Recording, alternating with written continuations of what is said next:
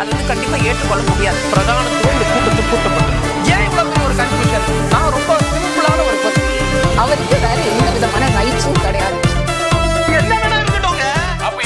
நேர்பட பேசி நிகழ்ச்சிக்கு உங்கள் அனைவரையும் அன்போடு வரவேற்கின்றேன். இன்றைய நிகழ்ச்சியில் நாம் விவாதிக்க இருக்கக்கூடிய தலைப்பு என்பது பாஜகவினுடைய தமிழக தேர்தல் கள வியூகம் குறித்து தான் நம்ம பேச இருக்கிறோம்.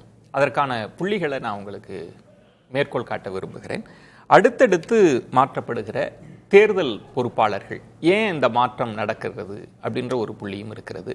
அடுத்து இழுத்தடிக்கக்கூடிய ஒருங்கிணைப்பு பணிகள், அதிமுக ஒருங்கிணைப்பு, அப்புறம் கூட்டணி கட்டுமான பணிகள், இதெல்லாம் ஏன் வந்து இன்னும் நீண்டு கொண்டே செல்கின்றன அப்படின்னு நிறைய கேள்விகள் இருக்கிறது. இந்த புள்ளிகளை எல்லாம் இணைத்து தான் நம்ம தலைப்பை கட்டமைச்சிருக்கிறோம். தமிழ்நாடு 2026 வியூகத்தில் தடுமாறுகிறதா பாஜக, இதுதான் தலைப்பு. நான் விருந்தினர்களை உங்களுக்கு அறிமுகம் செய்து விடுகிறேன். அரசியல் விமர்சகர்கள் திரு ரமேஷ் சேதுராமன் அவர்கள், வணக்கம் ரமேஷ் சேதுராமன். திரு ரவீந்திரன் துரைசாமி அவர்கள், வணக்கம் ரவீந்திரன் துரைசாமி. மூத்த பத்திரிகையாளர் ஷியாம் அவர்கள் இணைந்திருக்கிறார், வணக்கம் ஷியாம். பத்திரிகையாளர் திரு சஞ்சீவி சடோகோபன் அவர்களும் இணைந்திருக்கிறார், வணக்கம் சஞ்சீவி. ஷியாம், உங்களிடமிருந்தே தொடங்குறேன். அதிமுக பாஜக கூட்டணி உருவான பிறகு பெரிய மாற்றங்கள் வரும் அப்படின்லாம் எதிர்பார்த்தாங்க. ஏன்னா ஒரு வருஷத்துக்கு முன்னாடி அந்த கூட்டணி உருவாச்சு. அமித்ஷா என்ன செய்ய போகிறார் என்ற ஒரு கேள்விக்குறி இருந்தது. அடுத்து பீகார் தேர்தல் முடிஞ்ச பிறகு இங்க அவங்க கவனம் திரும்பும் அப்படின்ற ஒரு கேள்விக்குறியும் இருந்தது. ஆனா எல்லாமே ஒரு இழுத்தடிச்சுட்டே போற ஒரு தன்மையை பார்க்க முடியுது. உண்மையில் பாஜகக்குள்ள என்னதான் நடக்குது, எப்படி பாக்குறீங்க ஷியாம்? இப்போதைக்கு பாரதிய ஜனதாவின் கவனம் வந்து மேற்கு வங்கம் தான். என்ன காரணம்னா, மேற்கு வங்கத்தில் அவங்க எதிர்கட்சி கிட்டத்தட்ட 66 சீட்டு. இங்க அதிமுக என்ன நிலைமையோ அதே நிலைமை, 294 சட்டமன்ற உறுப்பினர்கள் மொத்தம். அங்க வந்து கூடுதல் கவனம் செலுத்தினால் 100 தாண்டலாம் அல்லது ஆட்சிக்கு நெருக்கமாக போகலாங்கிற ஒரு கணக்கு இருக்கு. ஆனா இங்க வந்து எவ்வளவு அதிகமான கவனம் செலுத்தினாலும் ஆட்சி பெறுவதற்கு தேவையான அந்த 35% ஓட்டு வங்கியை அதிமுக பாரதிய ஜனதா கூட்டணி இன்றைய தேதிக்கு தொடவில்லை என்பதுதான் உண்மை. அது ஹோம் மினிஸ்டருக்கு நல்லா தெரியும். ஏன்னா அவருக்கு வந்து உளவுத்துறை இருக்கு, அவங்க புள்ளி விவரங்களை அனுப்பிட்டே தான் இருப்பாங்க. எவ்வளவுதான் இவங்க வந்து பலத்தை மிகைப்படுத்தி சொன்னாலும் நிஜம் என்னங்கிறது அவருக்கு நிலை கண்ணாடி போல தெரியும். அதுபோக பாரதிய ஜனதா அகில இந்திய அளவில் எடுக்கிற பல முடிவுகள், அதாவது வெஸ்ட் பெங்காலுக்கு சேர்த்து எடுக்கிறாங்க அந்த முடிவு, அது வந்து இங்க அதிமுகவுக்கு மிகப்பெரிய இடைஞ்சலையும் அரசியல் தர்ம சங்கடத்தையும் கொடுக்கும். உதாரணமாக நவோதயா பள்ளி, நேற்றைக்கு தான் வந்து அதிமுக ஆட்சி அமைந்தவுடன் நவோதயா பள்ளிகள் திறக்கப்படும் அப்படி நயினார் நாகேந்திரன் அப்படி சொல்றாரு. இன்னைக்கு வந்து எடப்பாடி பழனிசாமி அவர்கள் நவோதயா பள்ளி திறக்க முடியாது, இன்னும் சொல்ல போனால் சுப்ரீம் கோர்ட் தீர்ப்பை வந்து மிகப்பெரிய அளவுக்கு எதிர்த்து, இடைக்கால உத்தரவு தான், பெரிய அளவுக்கு திமுக அரசு எதிர்க்க வேண்டும். ஏனென்றால் நவோதயா பள்ளி வரக்கூடாதுங்கிற முடிவு எடுத்தது எம்ஜிஆர் அவர்கள். அப்போ அதிமுக அந்த ஸ்டாண்ட்ல இருந்து பின்னாடி போக முடியாது. இப்ப நீங்க சொன்ன மாதிரி வந்து தேர்தல் பொறுப்பாளர் பியூஷ் கோயல் 2019 அவர் எடப்பாடி அவர்களுக்கு நெருக்கமாக இருந்தார். ஆனா 2016 அவர் ஜெயலலிதா அவரை சந்திக்கவே மறுத்து விட்டார்கள் என்பதுதான் கசப்பான உண்மை. அதை அவரே வந்து ஒரு கூட்டத்தில் அட்மிட் பண்ணிக்கிட்டாரு. என்னைய பார்க்கவே இல்லைங்க, ஜெயலலிதா அவர்களும் சசிகலா அவர்களும் வீட்டில தான் இருந்தாங்க, என்னைய பார்க்கவே இல்லை என்று அவர் தான் வந்து அதுல ரொம்ப விசனப்பட்டார். செக்ரட்டரியேட்ல கூட அனுமதி கேட்டேன், எந்த பதிலும் இல்ல, நான் துறை சார்ந்துதான் பேசணும்னு ஆசைப்பட்டேன் அப்படின்றதெல்லாம் இருந்தது. ஷியாம், நீங்க சுட்டி காட்டுற மாதிரி என்னுடைய கேள்வின்றது, அண்ணாமலை அவர்கள் மாற்றப்பட்டு நயினார் நாகேந்திரன் அவர்கள் கொண்டு வரப்பட்டார். அதுக்கு பின்னாடி ஒரு கணக்கு இருக்கும். அப்புறம் அதிமுக பாஜக அணி உருவாச்சு, அமித்ஷாவே இங்க வந்து செஞ்சாங்கல்ல, அப்பெல்லாம் ஒரு கணக்கு இருந்திருக்கும்ல. அதுக்கு பிறகு என்ன நடந்ததா பாக்குறீங்க? ஏதாவது வியூக பிழை நடந்துருச்சா, எப்படி புரிஞ்சுக்கிறீங்க அதை? வியூக பிழை 2 இடத்துலங்க. ஒன்று, அமித்ஷா அவர்கள் திருநெல்வேலி கூட்டத்துல கூட்டணி ஆட்சி, பாரதிய ஜனதா பங்கு பெறும் கூட்டணி ஆட்சி என்று அவர் சொன்னது. இன்னொன்று, அவர் அதே கூட்டத்தில் வந்து எடப்பாடி பழனிசாமி அவர்கள் முதலமைச்சர் வேட்பாளர்னு வழிமொழியல. அந்த இடத்துல வந்து இபிஎஸ் அவர்களுக்கு அதுல மன கிளேசம் வந்திருக்கும். அதுபோக இந்த ஆட்சியில் பங்கு என்பதை வந்து அதிமுக திமுக 2 கட்சிகளுக்கு ஏற்றுக்கொள்ளது. எனவே 2 கட்சிகளுக்கு இடையில அதே கூட்டணி ஜெல்டு தான், அதுல எனக்கு மாற்று கருத்து இல்ல. ஏன்னா செயற்குழுல வந்து கூட்டணியை வரவேற்று தீர்மானம் போட்டு பொதுக்குழு அதை கன்ஃபார்ம் பண்ணிருக்கு. அதிமுக பொதுக்குழு கூட்டணி வந்து சரியா தான் போகுது. ஆனா அதிக நெருக்கம் காட்டுவதற்கு எடப்பாடி பழனிசாமி அவர்கள் விரும்பவில்லை. ஏன்னா இவங்களோட டிமாண்ட் அதிகமாயிருமோன்னு அவர் அச்சப்படுறாரு. வெளியில வர்ற செய்திகள் இதெல்லாம் பார்க்கும்போது இவங்க 50 தொகுதி 60 தொகுதி இதெல்லாம் வந்து அது கனவு சாத்தியம்தான். ஜிகினா கனவு. அதுல எடப்பாடி பழனிசாமி தயங்குறாரு, பின்வாங்குறாரு. நீங்க சொல்றது ரொம்ப நெருக்கம் காட்டணும்னா ஒரு முக்கியமான புள்ளி. அவர் கொஞ்சம் விலகி இருக்கிறார், தாமரை இலை தண்ணீர் போல கொஞ்சம் விலகி இருக்கிறார்ன்றீங்க. ஆனா அமித்ஷா அவர்கள் அதை அப்படியே விட்டுட்டு இருப்பாங்களா? அவங்க ஒருங்கிணைப்பு பண்ணி கூட்டணியை கட்டுறது அதுக்குள்ளெல்லாம் அவங்க வரமாட்டாங்களா? ஏதாவது ஒரு கணக்கு போடாமையே பியூஷ் கோயலை மாத்துறாங்க. இல்ல, பியூஷ் கோயல் எடப்பாடி பழனிசாமி அவர்களோடு, இன்னும் சொல்ல போனால் வேலுமணி அவர்களோடு ரொம்ப நெருக்கம் என்பதுதான் காரணம். ஆறுதல் காரணம் அதுதான். பைஜெயந்த் பாண்டா அவரே நேரடியாக பல கூட்டணி கட்சி தலைவர்களை பார்த்ததெல்லாம் டிபிஎஸ்க்கு அல்லது அதிமுகவுக்கு அது எப்படி ஒத்து வரும்? அதிமுக தலைமையில் கூட்டணினா ஒவ்வொரு கட்சியும் எவ்வளவு சீட்டுங்கிறத அதிமுகவோட நேரடி ஒப்பந்தம் போட்டுக்கிடும், அப்படிதானே? அப்ப பிஜேபியில இருந்து ஒருவர் மேலிட பார்வையாளர் அன்புமணி அவர்களை பார்ப்பதோ பிற கூட்டணி கட்சி தலைவர்களை பார்ப்பதையோ அதிமுக விரும்பாது. ஏன்னா அது மேஜர் பார்ட்னர். அந்த டிஸ்பிளஷர் அவர் சொல்லியிருப்பாரு, கண்டிப்பாக சொல்லியிருப்பாரு. நேனராயன் அதை எடுத்துட்டு போய் சொல்லியிருப்பாரு. அதற்கு பிறகு சரி இவரை மாற்றோம்னு சொல்லி இவரை மாற்றிருக்காங்க, பியூஷ் கோயலை மாற்றிருக்காங்க. பியூஷ் கோயல் விற்பனர் தான், அதுல எல்லாம் எனக்கு மாற்றுக்கிறது கிடையாது. ஆனால் பிராக்டிக்கல் ரியாலிட்டி என்பது பாரதிய ஜனதா எடுத்து வைக்கிற பல வாதங்கள் இங்க இருக்கிற அதிமுகவுக்கு ரொம்ப இடைஞ்சலாக இருக்கும். இப்போ மதம், திருப்பரங்குன்றம், எம்ஜிஆரோட உயில்ல எம்ஜிஆர் என்ன மதம் குறிப்பிட்டிருக்காரு? திராவிட மதம். அவர் இந்து மதம் சொல்லவே இல்லைங்க. நான் எம்ஜி ராமச்சந்திரன் திராவிட மதம், அதுதான் அந்த உயிரோட ஆரம்பம். அதோட ப்ரொவைட் காப்பி என்கிட்ட இருக்கு. எதுக்காக நான் சொல்றேன்னா, அதிமுக பல விஷயங்களை 1972 இருந்து எம்ஜிஆர் ஜெயலலிதா காலத்திலிருந்து அதை பின்பற்றி வருகிறது. தமிழ்நாடு அரசியல் ஒரு 100-125 வருடங்களாக ஒரு சில பேராமீட்டர்ஸ்ல இருக்கு. அதிமுக பிஜேபி கூட்டணி தேவைதான். எடப்பாடி பழனிசாமி அதை மனதளவுல ஏத்துக்கிட்டாரு. ஆனா இப்பவுமே ஓவரா நெருக்கம் காட்டணும்னா அந்த பிஜேபி எடுத்து வைக்கிற பல அகில இந்திய நிலைப்பாடுகள், மேற்கு வங்க தேர்தலுக்காக எடுத்து வைக்கிற நிலைப்பாடு, இதெல்லாம் அதிமுகவோட ஓன் இன்ட்ரெஸ்ட பாதிக்கும், பொலிட்டிக்கல் இன்ட்ரெஸ்ட பாதிக்கும். புரிந்து கொள்கிறேன் ஷியாம். அதனால அவர் கொஞ்சம் விலகி இருக்கிறாருன்றீங்க. ஒருவேளை இப்ப பழைய என்டிஏவில் இருந்த டிடிவி தினகரனையோ ஓபிஎஸ் அவர்களை கொண்டு வருவதோ இல்ல அன்புமணி அவர்களையே என்டிஏக்குள்ள கொண்டு வந்தா உங்க பேர சக்தி அதிகமாகும்ல? ஏன் அதுல ஏதாவது சிக்கல் இருக்கா பாஜகவுக்கு? அதெல்லாம் பேச்சுவார்த்தை நடத்தி என்டிஏக்குள்ள கொண்டு வந்தாரலாமே அவங்கள. என்டிஏக்குள்ள கொண்டு வந்தாலும் சீட்டு யாரு கொடுப்பா? அதிமுக தானே கொடுக்கணும். ஏன்னா அதிமுக மேஜர் பார்ட்னர், அவங்களோட தான் நீங்க ஒப்பந்தம் போட முடியும். அதாவது பிஜேபிக்கு ஒரு 70 சீட்டு 80 சீட்டு, அதுல இருந்து அவங்க 3 சீட்டு 5 சீட்டு பிரிச்சு கொடுப்பாங்க, அந்த கதை வேலைக்கு ஆகாது.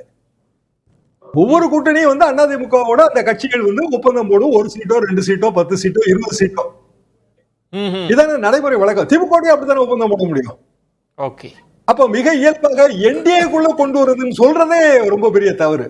ஓகே, அது அகைன் அதிமுகக்குள்ள கொண்டு வர்றதா, அதிமுக கூட்டணிக்குள்ள கொண்டு வர்றதா. இங்க அதிமுக கூட்டணிங்கிறது தான் பொதுக்குழு செயற்குழு அதான தீர்மானமே சொல்லுது. அதுக்கு வாய்ப்பே இல்லைங்க. அதாவது உண்மையிலேயே ஓபிஎஸ் அவர்களுக்கோ டிடிவி தினகரன் அவர்களுக்கோ இந்த கூட்டணியில் இடம் இல்லை, இதுதான் உண்மை. காரணம் என்னன்னா, அதிமுக அவர்கள் எடப்பாடி பழனிசாமி அவர்களுக்கு எதிரான வழக்குகள் அதெல்லாம் என்ன பண்ணுவாங்க? சோ இது வெறுங்கனவு, வீண் கனவு. எனவேதான் இந்த விலகல். நீங்க நினைக்கிற மாதிரி கூட்டணி ஏன் இன்னமும் முற்றுப்பெறவில்லை? அப்கோர்ஸ் டைம் இருக்குங்க, பிப்ரவரி வரைக்கும் டைம் இருக்கு. ஆனாலும் இது இப்படித்தான் கடைசி வரைக்கும் இழுவையில தான் போகும் என்பதுதான் என் கருத்து. ரவீந்திரன் துரைசாமி, அப்ப தொடக்கத்திலேயே தெரியுமா திரு இபிஎஸ் அவர்கள் கைதான் ஓங்கி இருக்க போகிறது அப்படின்னா அதுக்கேற்ற வியூகத்தை தானே நடத்தி இருக்கணும். எங்க குழப்பம் வருதுன்னா, திடீர்னு நான் முடிச்சிடறேன் திரு ரவீந்திரன் துரைசாமி. அண்ணாமலை அவர்கள் ஓரங்கட்டப்படுறார், திரும்ப அண்ணாமலை லைம் லைட்டுக்கு வரார். அவர் டிடிவி தினகரன்ட்ட பேசுறார், ஓபிஎஸ்ட்ட பேசுறார், பாண்டா பிரேமலதா அவங்கள்ட்ட பேசுறாங்க, அன்புமணி. அப்ப ஷியாம் சொன்ன மாதிரி ரொம்ப எளிய சூத்திரம்னா எல்லாமே அதிமுக தான் முடிவெடுக்கும்னா இவங்க ட்ரை பண்ணி தோத்துட்டாங்களா இல்ல வியூக பிழையா என்ன? எப்படிதான் இதை புரிஞ்சுக்கிறது? இன்னும் முடிவுக்கு வராம இருக்குது. அது யார் ஜெயிக்க போறாங்கிறது அந்த சீட் ஷேரிங்ல தான் தெளிவா நமக்கு புரியும். ஷியாமண்ணன் சொன்ன கருத்துக்கள் பெரும்பாலும் சரிதான், அதுல எனக்கு உடன்பாடு தான் அண்ணன் கருத்துல. ஆனா அதுல சேஞ்சு சிச்சுவேஷன் என்னன்னா, இதே கோயல் 2019 அவர் கூட்டணிக்கு வரும்போது எடப்பாடி பழனிசாமி பாமகவை தான் மதிச்சார், 7+1 கொடுத்தாரு. ஏன்னா அவங்க 5.5 விழுக்காடு வாக்கு எடுத்திருந்தாங்க, பாஜக 2.7 விழுக்காடு வாக்கு தான் எடுத்திருந்தாங்க. அது பாஜகவால வட தமிழகத்தில் கேண்டிடேட்டே போட முடியல. கூட்டணி கட்சிகளுக்கு 40-20ன்னு அது பஞ்சு மிட்டாய் மாதிரி விநியோகம் பண்ண நிலைமை தான் அன்னைக்கு இருந்தது. எடப்பாடி பழனிசாமி கூட்டணியே கிடையாதுன்னு சொன்னதும் பரிதவிச்சு கொடுக்கறத கொடுங்கன்னு வாங்கிட்டு போயிட்டாங்க. இன்னும் சொல்ல போனா ஆர்கேனர் இடைத்தேர்தலில் கூட பாஜக நோட்டா கீழே போச்சு. அதிமுக 2வது இடத்துல வந்தது. நான் அப்பவே சொல்லியிருப்பேன், 2வது இடத்துல வந்தனால அந்த கவர்மெண்ட் நீடிக்கும் அங்கிற கருத்தை சொல்லியிருப்பேன். ஓகே, அவங்க கவர்மெண்ட் அந்த இடத்துக்குள்ள நீடிச்சுது. அன்னைக்கு அவங்க ட்ரீட் பண்ண விதம் வேற. இப்போ பாஜகவுக்கு நிலைமை வேற. என்ன நிலைமை? பாஜக இப்போ 11.4 விழுக்காடு வாக்கு அண்ணாமலை தலைவராக இருந்து ஒரு மாற்றம்ங்கிற ஒரு இது பண்ணி அதிமுகவுக்கு 1/3 ஏரியாவில் அதிமுகவுக்கு டஃப் கொடுத்து அவங்கள 3வது இடம் தள்ளக்கூடிய அளவுக்கு ஒரு அணியை கட்டமைச்சிட்டாங்க. இவங்க 18 விழுக்காடு வாக்கு எடுத்தாங்க. அதிமுக அணி தேமுதிகவோட சேர்த்து 23 எடுத்தாங்க. 5 விழுக்காடு தான் வித்தியாசம். இங்க திமுக வெர்சஸ் அதிமுக ஃபைட்டில் திமுக அணிக்கும் அதிமுக அணிக்கும் வித்தியாசம் 24, 19 விட ஒரு விழுக்காடு அதிகம். ஆனா பாஜக அணிக்கும் என்டிஏக்கும் அதிமுக அணிக்கும் வித்தியாசம் 5 விழுக்காடு தான். அப்ப இந்த சூழ்நிலையில 4வது ஒரு கட்சி 8 விழுக்காடு எடுத்திருக்குது. அவங்க ஆன்டி பிஜேபி என்னதான் பேசினாலும் கூட ஒரு வேளையில அண்ணாமலை சீமான் அண்ணன் நல்லவர் வல்லவர் காசு கொடுக்காம ஓட்டு வாங்குறான்னு சொல்லும் போது 18-8 நிதிஷ்குமார் மாதிரி ப்ரொஜெக்ட் பண்ணிட்டா நாம 20ல் இருக்கக்கூடிய 3 மற்றவங்களும் நம்ம கூட நிற்பாங்களாங்கிறதே கேள்விக்குறி. சோ 2வது இடத்துக்குள்ள ஒரு ஃபைட்டை க்ளோஸ் பண்றதுக்கு தான் எடப்பாடி மக்களவை தேர்தலிலே வேலுமணி தெளிவா சொன்னாரு.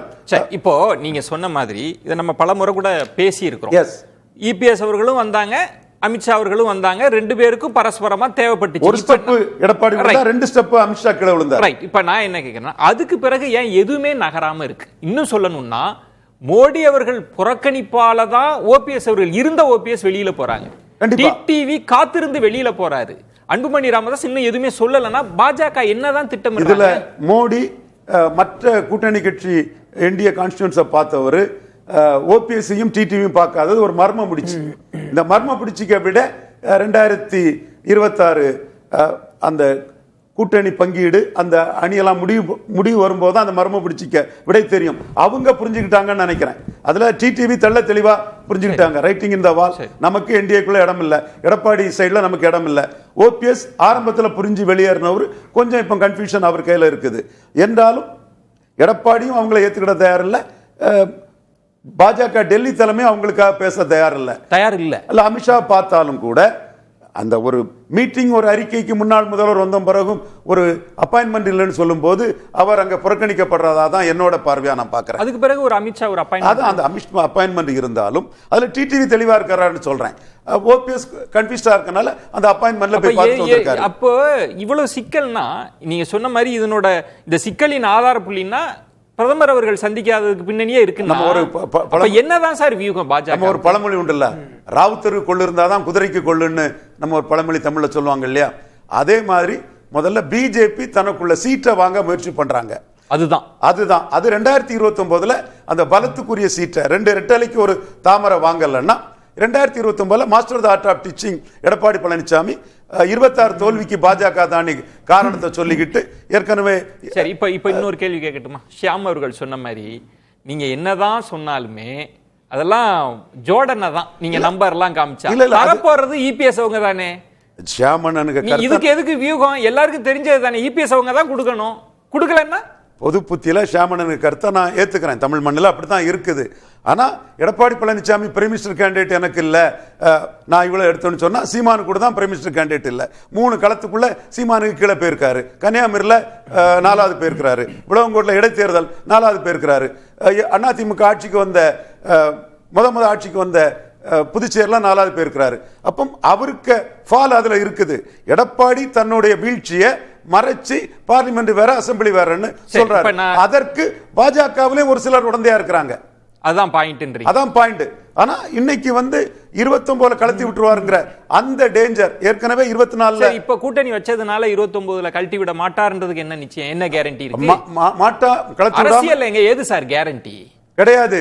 ஆனா அதுல நம்ம அதற்கு தக்கன ஒரு தங்களை தகவமைத்து அதற்கு தக்கன ஒரு 2 ரெட்டலைக்கு ஒரு தாமரை சீட்டு வாங்கினா கலத்தி விட முடியாது. இப்ப ஒரு பாயிண்ட் நான் கேட்கிறேன் சார், நீங்க இப்ப சீட்டுன்ற இடத்துல நிக்கிறீங்க, சீட்டு அதிகமா வாங்கணும், வாக்கு சதவீதத்தை உயர்த்தணும்னா அமித்ஷா அவர்கள் அண்ணாமலை தலைமையில ஒரு வேகம் இருந்ததுல 24ல அதே தலைமையில ஒரு அணி அமைச்சு என்டிஏ அமைச்சிருந்தாலே இந்த பர்சன்டேஜ் கிடைச்சிருமே. அதுலதான் தப்பு பண்ணியாச்சு. அண்ணாமலையை நீக்கி 20% உள்ள வருதுங்கிறதுக்கு அந்த தப்பு பண்ணியாச்சு.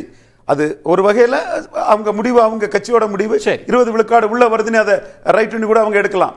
எடப்பாடி 20 விழுக்காடுல வந்தவர் 30 விழுக்காடுல நிற்கிறாரு. பழைய 2021 உள்ள இதுல நினைக்கிறார். நிலைமை மாறிட்டு நீங்க விழுந்துட்டீங்க, நீங்க பலகீனப்பட்டுட்டீங்க. சில இடங்கள்ல நீங்க வலுத்து இருக்கிறீங்க, சில இடங்கள்ல டெபாசிட் இழந்திருக்கீங்க. சோ பலத்தின் அடிப்படையில் பங்கீடுங்கிறதுக்காக அண்ணாமலையை முன்னிறுத்துறாங்க. இந்துத்துவ கையில எடுக்கிறாங்க. திருப்பரங்குன்றம் மேட்டர்ல புதுச்சேரியில பேசும்போது அந்த இந்து விஷயம் கையில எடுக்கிறாங்க. வந்து ரொம்ப காம்ப்ளெக்ஸா இருக்கும், ரொம்ப எளிமை தன்மையில இல்லாம முன்னாடி 2 அடி பின்னாடி 1 அடி இந்த தன்மையில இருக்கா? அப்படிதான் புரிஞ்சுக்கணும். கண்டிப்பா வெற்றி பெற்ற அணி ஸ்டாலின் கொடுக்கிறது எம்பி போஸ்ட் எம்எல்ஏ போஸ்ட்னால அவங்களுக்கு லாபம் இருக்கு. இங்க லாபம் இல்ல. எடப்பாடி ஓட் டிரான்ஸ்பரிங் கெபாசிட்டியும் சீட் கன்வெர்ட்டிங் கெபாசிட்டியும் இல்ல. அது மட்டுமல்ல, பாஜகவை மைனஸா மற்ற கூட்டணி கட்சிகளும் பாக்குறாங்க. அதுவும் அது நம்ம அதை மறைச்சிட்டு பேச முடியாதுல்ல. பாஜகவினர் ஷியாம் தொடர்புல இல்லைன்னு நினைக்கிறேன். நான் மீண்டும் வரேன் ஷியாம். ரமேஷ் சேதுராமன் இதுல பாஜகக்குள்ள, ஏன்னா அண்ணாமலை அவர்கள் நயினார் நாகேந்திரன் வந்தாங்க, அவங்க மீண்டும் மீண்டும் சொல்றாங்க அணி அமைப்போம், விரைவில் மோடி வரப்போறாங்க, அமித்ஷா வரப்போறாங்கன்னு சொல்றாங்க, பெரிய மெகா அலைன்ஸ்லாம். என்ன நடந்துட்டு இருக்கு? என்ன கணக்கு போடுறாங்க பாஜக? இதுல முக்கியமான விஷயம் என்னன்னா, ஃபர்ஸ்ட் நீங்க வந்து இந்த தேர்தல் பொறுப்பாளர்கள்லாம் மாற்றப்பட்டிருக்காங்கன்னு சொன்னீங்க. அதில் வந்து எனக்கு முன்னாடி பேசினதுல யார் பேசினாங்கன்னு ஞாபகம் இல்லை. கரெக்டாக சொன்ன விஷயம் வந்து இன்னைக்கு ஷியாமன் தான் சொன்னான்னு நினைக்கிறேன். இன்னைக்கு ப்ரையாரிட்டி வெஸ்ட் பெங்கால், அதுதான் ஃபர்ஸ்ட் ப்ரையாரிட்டி. ஓகே, காரணம் என்னன்னா, நீங்க வந்து இன்னைக்கு அங்கே இருக்கக்கூடிய பலம், அங்க ஃபீல்டில் நீங்க ஒரு காலத்துல கம்யூனிஸ்ட் அப்படின்னு இருந்தது இன்னைக்கு காணாம போயாச்சு. அங்க வந்து டிஎம்சி வர்சஸ் பிஜேபி அப்படிங்கிற ஒரு சிச்சுவேஷன் உருவாயிடுச்சு. அப்போ நீங்க அதை கேபிட்டலைஸ் பண்ணுவீங்களா இல்ல இங்க கேபிட்டலைஸ் பண்ணுவீங்களாங்கிறது ஒரு முக்கியமான கேள்வி. ஒரு எஃபர்ட் போட்டா அங்க கிடைக்காதா? இதுல என்ன பண்ணுவாங்க? இல்ல நீங்க புரிஞ்சுக்கல. அதாவது உங்களுடைய பெஸ்ட் மெக்கானிசம், பெஸ்ட் பர்சன்ஸை எல்லாம் எங்க நீங்க கொண்டு போய் முதல்ல சேர்ப்பீங்கிறது இருக்கு. என்னோட பெஸ்ட் பர்சன் எங்க வேலை செய்யும். இப்போ பியூஷ் கோயல் அவர்களை சொல்லணும்னா, இப்போ ப்ரையாரிட்டி அங்க இறங்கும்போது அங்க அவர் ஃபோக்கஸ் பண்ணட்டும், அங்க ஃபோக்கஸ் பண்ணட்டும் அப்படிங்கிறதுக்காக. அதே மாதிரி காலம் காலமாக தமிழகம், இப்போ நீங்க வந்து புதுச்சேரி சொல்லலாம். புதுச்சேரியில் பார்த்தீங்கன்னா வெரி வெரி ஏபிள் ஹேண்ட் நீங்க சொல்லலாம். அது ஒரு யூனியன் டெரிட்டரி தானே, அதுல எத்தனை எம்எல்ஏ சீட் இருக்கு, எவ்வளவு பெரிய இதுங்கிற மாதிரி கேட்கலாம். ஆனாலும் அது ஒரு ரொம்ப ஒரு ஏபிள் பர்சன் கிட்ட கொடுத்ததுனால தான் அங்க ஒரு கூட்டணி ஆட்சின்றது அமைய முடிஞ்சது. அது பாஜகவுக்கு ஒரு முக்கிய அங்கம் இருக்குங்கிறத பாக்குறோம். அது வந்து திரு அர்ஜுன் ராம் மேக்வால் அவர்கள். அது ஞாபகம் வச்சுக்கணும். ரெண்டாவது கேரளால எல்டிஎஃப் யூடிஎஃப் இருக்க இடத்துக்குள்ள அதுக்கு அந்த ரிஃப்ட்டுக்கு நடுவுல போடுறதுக்கு உண்டான எல்லா வேலைகளையும் செய்து கொண்டு இருக்கிறது பாஜகங்கிறத பாக்குறோம். அவங்க they are making inroads, they have gone to the next level. ஏன்னா அங்க நிறைய எமோஷனல் இஷ்யூஸ் அவங்க சக்சஸ்ஃபுல்லா எடுத்து அதன் மூலமாக அவங்க தங்களுடைய பொசிஷனை அங்க ஸ்ட்ரெங்தன் பண்ணிட்டாங்க. தமிழ்நாடு ரெண்டாவது வரேன். கர்நாடகா நமக்கு தெரியும். நான் தமிழ்நாடு வரதுக்கு முன்னாடி இந்த கான்டெக்ஸ்ட்காக சொல்றேன். இப்ப நீங்க ஆந்திரா தெலுங்கானா எடுத்தீங்கன்னா ரெண்டு மாநிலத்திலையுமே உங்களுக்கு தெரியும் பாஜக வந்து பிரைமரி இதுவா இல்லைன்னா கூட அவங்களுடைய ஃபீல்ட் லெவல்ல இன்ஃப்ளூயன்ஸ்ங்கிறது வந்து இல்ல. இப்ப நான் உடைச்சு சொல்றேன் சார். அங்கெல்லாம் அவங்களுக்கு பேஸ் இருக்கு. மேற்கு வங்காளத்துல வெற்றி கூட்டுக்கு அருகாமையில் இருக்காங்கன்ற ஓகே, அவங்க அதுக்குள்ள தமிழ்நாட்டுக்கு வந்துருவோம். இப்ப தமிழ்நாட்டுல ரவீந்திரன் துரைசாமி அவர்கள் சொல்ற மாதிரி எப்போதும் இல்லாத அளவிற்கு பாஜகவே 11 விழுக்காடு, என்டிஏன்னு 18 விழுக்காடு. உங்களுக்கு ஒரு பேஸ் இருக்கு. ஏடிஎம்கேவுக்கும் என்டிஏவுக்கும் இடையில 2% 3% இந்த அளவுல தான் இருக்கிறப்ப இல்ல நீங்க எப்படி பிரிச்சு சொல்றோம்னு எனக்கு புரியல. ஏன்னா ஏடிஎம்கே என்டிஏக்குள்ள இருக்கு. தமிழ்நாட்டுல என்டிஏங்கிறது வந்து அதிமுக தலைமையில தான் இருக்கும்போது நம்ம என்டிஏ தனியா ஏடிஎம்கே தனியா எப்படி நம்ம சொல்ல முடியும்? அது அமித்ஷாவே கமிட் பண்ணது தானே. பூத் கமிட்டி மீட்டிங்ல என்ன சொல்றாரு, நாங்க 18 வாங்கினோம், அவர் 20 வாங்கினாரு, கூட்டினான்னு. நான் என்ன கேக்குறேன்னா சார், இங்க பாஜகவுக்கு என்டிஏன்னு ஒண்ணு இருக்குல்ல சார், இங்க வந்து 11% அவங்களே வாங்கியிருக்காங்கல்ல. அப்ப இங்க என்னதான் ஸ்ட்ராட்டஜி வச்சிருக்காங்கன்ற இல்ல அதுதான் வரேன். இப்போ இந்த சமயத்துல பல ஃபேக்டர்ஸை வந்து அவங்க கன்சிடர் பண்றாங்க. முதல் விஷயம், நான் யாருன்னு பேர் சொல்ல மாட்டேன், ஒரு அதாவது இங்கிருந்து ரொம்ப ரொம்ப முக்கியமான பர்சன் அங்க போய் இந்த கள நிலவரங்கள் இந்த அலையன்ஸை பத்தி பேசும்போது அலையன்ஸை சென்ட்ரல் லீடர்ஷிப் பார்த்துக்கும் நீங்க போய் எலெக்ஷன் ஒர்க்கை பாருங்க அப்படிங்கிற மாதிரியான ஒரு விஷயம் சொல்லப்பட்டது. நாங்க அலையன்ஸ் எல்லாம் நாங்க பேசி முடியும், அலையன்ஸை சென்ட்ரல் லீடர்ஷிப் பார்த்துப்போம், நீங்க கள வேலையை போய் என்ன பண்ணணுமோ அதற்குண்டான வேலையை பாருங்க. ஓகே. சோ சென்ட்ரல் லீடர்ஷிப்ல இப்போ நீங்க திரும்ப செவன் சொல்றீங்களா, இன்னும் சொல்றேன், நீங்க பிப்ரவரி மாசம் கூட இன்னொரு இது சேஞ்ச் வரதுக்கான பாசிபிலிட்டி கூட இருக்கலாம். Okay okay. ஆனா கூட்டணிக்கான முயற்சிகள்ல இருக்கிறாங்க. கூட்டணி அப்படின்னு நீங்க எடுத்தீங்கன்னா, கூட்டணிங்கிறது பிரைமரியா 2 கட்சிகள்னு எடுத்தீங்கன்னா அதிமுக பாஜக இங்கே உறுதி செய்யப்பட்டு விட்டது. இங்க பாக்கி நீங்க என்னென்ன கட்சிகள் அப்படிங்கறதுல விஷயங்கள்ல நீங்க பாத்தீங்கன்னா, இப்ப பச்சைமுத்து யார் கூட இருக்க போறாரு, இல்லைன்னா ஏசிஎஸ் அவர்கள் யார் கூட இருக்க போறாரு, சரி அது ஒரு பக்கம் அவங்க இருக்கிறாங்க, அதுல கண்டினியூ ஆகும். ஆனா நீங்க தேமுதிக பாமக இந்த மாதிரியான விஷயங்களை தான் இப்ப நம்ம பேசணும்னாக்கா பேசணுங்கிறதெல்லாம் இருக்கு. இது போக நம்ம பேசக்கூடியது அதிமுக பிளஸ் பிளஸ் அப்படின்னு வேணா நீங்க வச்சுக்கலாம். அதுல செங்கோட்டையன் வெளியில போனாருங்கிறத விட்டுருங்க. இப்ப ஓபிஎஸ் நிலவரம் என்ன, திரு டிடிவி அவர்கள் நிலவரம் என்ன, இந்த மாதிரி ஒரு பக்கம் பேசலாம். இல்ல நீங்க இன்னொரு பக்கம் பாமக விஷயத்த நீங்க பேச முடியும். அங்க இருக்கிற ரிஃப்ட், இங்க இருக்கிற ரிஃப்ட்ங்கிறது. அப்படி இருக்கும்போது நான் திரும்பவும் சொல்வது, பாஜக என்னும் இந்த கூட்டணியில் இருக்கக்கூடிய one of the important party ADMK தலைமையில் இருக்கக்கூடிய என்டிஏல அவங்க போக்கஸ் பண்றது ஒரே ஒரு விஷயம் தான். அவங்க சொல்றது நம்ம ஜெயிக்கணும். இந்த வாட்டி நீங்க ஜெயிக்கணும்னா நீங்க எவ்ரி வோட் மேட்டர்ஸ். ஆப்போசிட் சைட்ல கடந்த முறை திமுக அறுதி பெரும்பான்மையுடன் வந்தா கூட அவங்க போட்ட கணக்கு என்னன்னா, ஒவ்வொரு ஓட்டும் 6% இருந்தா கூட அது ரொம்ப இம்பார்ட்டன்ட்ங்கிறது. அதே கணக்கை நீங்கள் இங்கே நீங்க எடுத்துக்கணும்ங்கறத அவங்க சொல்லிருக்காங்க. ஆனா நடக்கல. வரேன் கடந்த முறை சொல்லி நடக்கலங்கிறதுனால, இன்ஃபேக்ட் பிஜேபியே லயபிலிட்டின்னு சொல்லிட்டு அவங்க வெளில போனதுனால இருக்கிற ஆக்சுவல் ஓட்டை விட்டுட்டு, அலையன்ஸோட ஓட்டை விட்டுட்டு இமேஜினரியா ஒரு ஓட்டு மதசார்பற்ற அப்படிங்கிற அளவுல இஸ்லாமியர்கள் வாக்கு வங்கி கிடைக்கணும் எஸ்டிபிஐ கூட போய் கூட்டணி வச்சாங்கங்கறத நம்ம பார்க்கலாம். இல்ல அதெல்லாம் கடந்த இல்ல அதான் சொன்னேன். அதனாலதான் இல்ல ரமேஷ் சேதுராமன், நான் கேட்பது ஏடிஎம்கே பாஜக அணி அமைந்து விட்டது. இப்ப நீங்க சொல்ற மாதிரி வாக்குகள் எல்லாம் சிதறக்கூடாது அப்படின்னா சென்டர் லீடர்ஷிப் பாத்துக்குவாங்கன்னா, அடுத்த அதுக்கு என்ன வியூகம், அது அமையாம இருக்கே, அதுல ஏதாவது சிக்கல் இருக்கான்னு எல்லாம் பாருங்க. இதுல இதான் சொல்றேனே, எல்லாரையும் நீங்க ஒருங்கிணைக்கணும்னா நீங்க ஓவர் நைட் நடக்கக்கூடிய விஷயங்கள் கிடையாது. இதுல ஒவ்வொன்றும் ஒவ்வொரு டைனமிக்ஸ் இருக்கும்போது அவங்க என்னன்னா, இது நடக்கணும்னு அவங்க ஒரு விஷயத்த சொல்றாங்க. அதை எப்படி நடத்துவது அப்படின்னு நடக்கணுமா இல்லையா, நடக்கணும்னாக்கா இது எப்படி நடத்துவதுங்கிறது இங்கே ஸ்டேட்டோட இது பிரதான கட்சி ஏடிஎம்கே, அதன் தலைவர் எடப்பாடிங்கும் போது, அதன் இது பொதுச் செயலாளர் எடப்பாடினா அவர் தான் அதை டிசைட் பண்ணுவாரு, அவர் தான் அதை நடத்துவாரு. அதுக்கு டைம் இருக்கு. நான் திரும்பவும் சொல்றேன், ஜனவரி மிடில் பொங்கல் வச்சுக்கோங்க, பொங்கலுக்குள்ள இது எல்லாம் ஒரு மாசம். ஷியாம் அவர்கள் சொன்னதும் ரமேஷ் சேதுராமன் அவர்கள் எப்படி சொன்னாலுமே அதனோட ஆர்குமெண்டோட மையம் என்பது இபிஎஸ் அவர்களை நீங்க கன்வின்ஸ் பண்ணணும். இபிஎஸ் அவர்களை கன்வின்ஸ் பண்ணா மட்டும்தான் மற்ற எல்லாம் நடக்க போகுது. கன்வின்ஸ் பண்றதுல தான் இப்ப சிக்கல் இருக்கா? இதுல பீகார் பாஜக ஆட்சியில் இருக்கக்கூடிய, சட்டமன்றத்திலையும் ஆட்சியில் இருக்கக்கூடிய மாநிலம், பாராளுமன்றத்திலும் இருக்கக்கூடிய மாநிலம். அங்க அவங்க ஒரு அணியை கட்டமைப்பதற்கு மாஞ்சிக்கு கேபினட் மினிஸ்டர் கொடுத்தாங்க. இவர் நிதிஷ் கூட பிரச்சனை உள்ள சிராக் பஸ்வானுக்கு கேபினட் கொடுத்தாங்க, 29 எம்எல்ஏ வாங்கினாங்க. அதை விட மேல சிராக் இவர் உபேந்திர குஷ்வாகா 3வது போனவர், அவருக்கு ராஜ்யசபா கொடுத்தாங்க. மகனுக்கு டிக்கெட்டு, மனைவிக்கு டிக்கெட்டு, மகன் இன்னைக்கு அமைச்சராக்கிருக்காங்கன்னா அங்க அவங்களுக்கு டிவிடெண்ட் இருக்குது. இதே தேரி தான் ஷாமண்ணன் சொன்ன அந்த தேரியில 12 எம்பிக்கள் வெற்றி பெற்ற ஒரு மாநிலம் வெஸ்ட் பெங்கால். அவர் எம்எல்ஏ சொன்னார். இங்க இல்ல ஒண்ணும் இல்ல. அப்ப இல்லாத இடத்துக்குள்ள எடப்பாடியை எம்பவர் பண்ணுனா master the art of teaching Edappadi 29 ditch பண்ணுவாரு. சோ அதுல கேர்ஃபுல்லா இருந்து அதிக சீட்டு, பலத்துக்குரிய சீட்டு வாங்குறதுக்கு நிக்கிறாங்க. இதுதான் 2021 உள்ள ஒரு ஸ்ட்ராட்டஜி. மோடி ஃபைனலா இங்க எடுக்கிறதுக்கு வாய்ப்பு இருக்கு நான் கருதுறேன். ஒருத்தருந்து பார்ப்போம். சஞ்சீவி, நீங்க இப்ப டெல்லியில் அங்க இருக்கிற அரசியல் நிகழ்வுகளை எல்லாம் கொஞ்சம் நெருக்கமா பாக்குற வாய்ப்பு உங்களுக்கு இருக்கு. உண்மையில என்ன போயிட்டு இருக்கு? டெல்லி தலைமை, பாஜக தலைமையினுடைய வியூகம் என்னவா இருக்கு? எப்படி நீங்க ரீட் பண்றீங்க? சோ இப்போதைக்கு இருக்கிற நிலை பொறுத்த வரைக்கும் பாத்தீங்க அப்படின்னா, ஒரு பிஜேபி ஒரு வெயிட் அண்ட் வாட்ச் சிச்சுவேஷன்ல தான் இருக்காங்க. ஷாம் சார் சொன்ன மாதிரி, மற்ற சீனியர்ஸ் சொன்ன மாதிரி, வெஸ்ட் பெங்கால் பிஜேபியோட ஃபோர்ஸ் ஃபோக்கஸ். அதுக்கப்புறம் பாத்தீங்க அப்படின்னா தமிழ்நாடு இருந்தது.